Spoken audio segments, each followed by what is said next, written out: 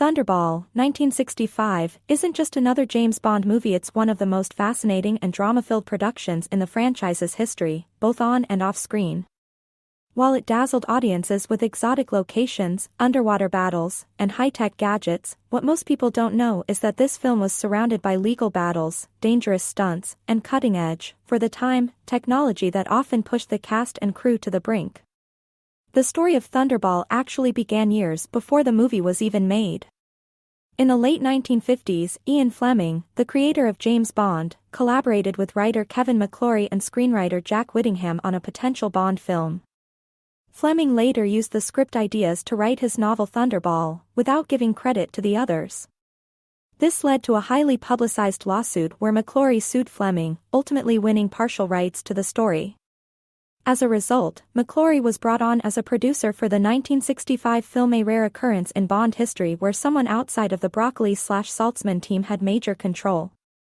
This legal entanglement also allowed McClory to later remake Thunderball as Never Say Never Again in 1983, which again starred Sean Connery but was not an official Eon Productions Bond film. Production itself was equally complex. Thunderball is known for its extensive underwater sequences, many of which were groundbreaking for the time. Filming these scenes was a logistical nightmare. The crew had to design custom underwater cameras and lighting rigs. These sequences took weeks to shoot and involved highly choreographed battles with dozens of divers, actors, and stunt performers all underwater at once. It was so chaotic that many of the shots came out blurry or out of focus, and editors had to painstakingly piece together usable footage.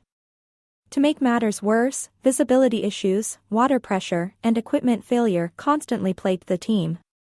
Sean Connery, already uncomfortable with the growing demands of fame, was not thrilled with the underwater filming. In one scene, while filming a supposedly safe encounter with sharks, the plexiglass barrier meant to protect him failed, allowing a real shark to swim dangerously close. Connery was furious and reportedly left the set until safety measures were improved. The sharks used in the movie were often real and not always well controlled, which posed serious risks to everyone involved. Some crew members later admitted they feared for their lives during certain scenes. One of the most memorable parts of Thunderball is the jetpack scene at the beginning.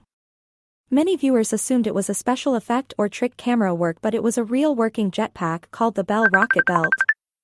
It was operated by stuntman Bill Suter, who had to launch off a rooftop and land safely within seconds, as the pack could only fly for about 20 seconds. The sequence had to be filmed multiple times to get it just right, and even then, it was so dangerous that producers limited its use to only what was necessary for the scene. Technology and gadgetry played a major role in the movie's appeal. From the underwater scooters to Bond's rebreather, a mini underwater breathing device, Thunderball showcased gadgets that seemed far ahead of their time.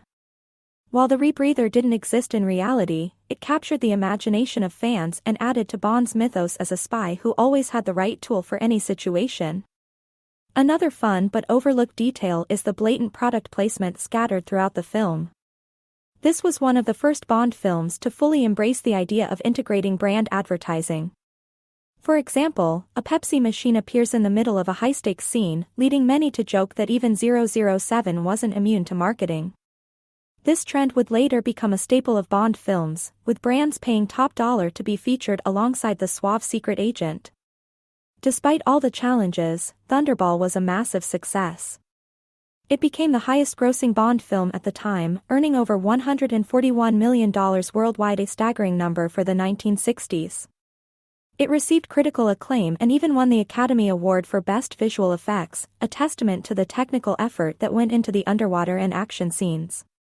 Behind its polished surface, Thunderball is a film full of secrets, legal drama, near-death experiences, technological firsts, and underwater chaos. While newer Bond films have bigger budgets and flashier effects, few can match the behind-the-scenes madness and bold ambition of Thunderball, making it not just a classic, but a legendary chapter in the 007 saga.